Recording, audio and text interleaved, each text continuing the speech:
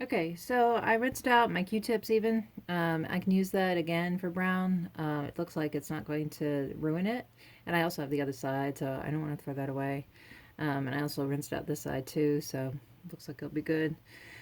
All right, so now we're going to do gray. And if you notice, I've got some dark in there and I've got some light in there.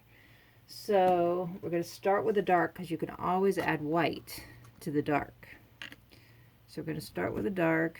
I'm going to put some black because we've got a lot of this.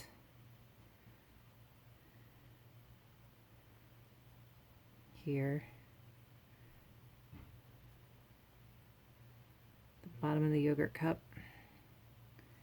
And then I'm going to put that lid on. Cover your lids. Cover your paint with lids. And then I'm going to use the other side of one of these Q-tips and add a lot of white in.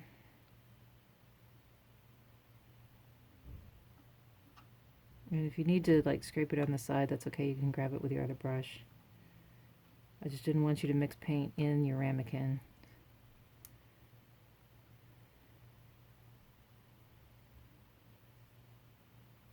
Okay. This will also help you control the way you mix it, right? Because you have all this in there and you can just grab whatever you need.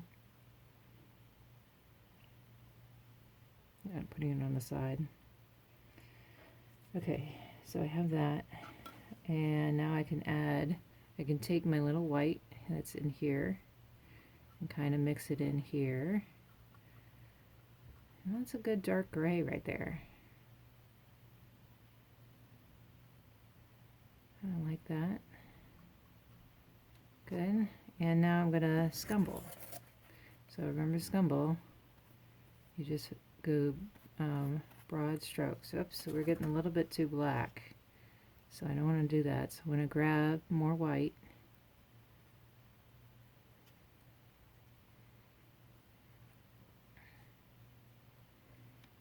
Oops. And scumble. There we go. I like that.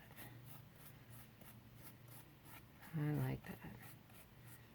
So we're just doing that. Remember the brown can come through.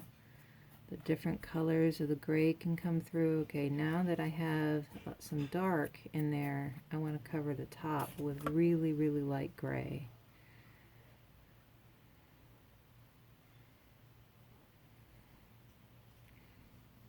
So I'm going to put my white in there. There we go. See, you have different colors that are in there. And this is your mortar. This is what your mortar is going to look like. Because mortar is not all white.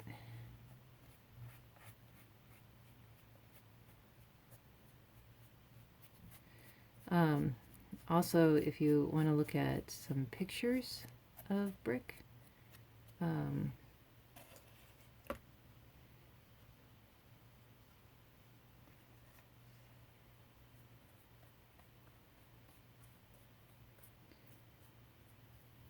more colors that you can come into your scumble, the more you're going to like it, I think.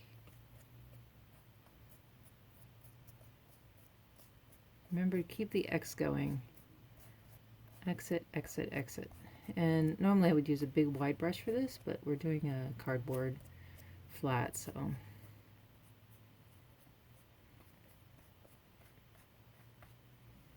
That's good. Okay, so you can see there's some brown that's underneath, it's coming in. And then there's some white that's in there. There's some light gray, there's some dark gray. If you're like, oh, I've got some dark gray over here, but I don't have as much over here, then you can add to it.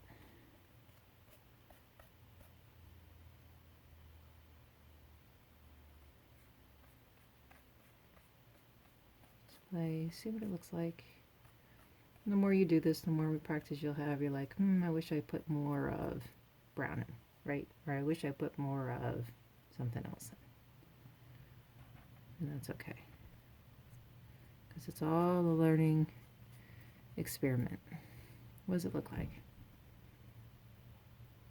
All right, good. There's our mortar. Go rinse out your brushes, rinse out your yogurt cup. Make sure that you have put all your lids on your paint, and rinse out your Q-tip if you use that. And then we'll come back and we'll do the spattering technique.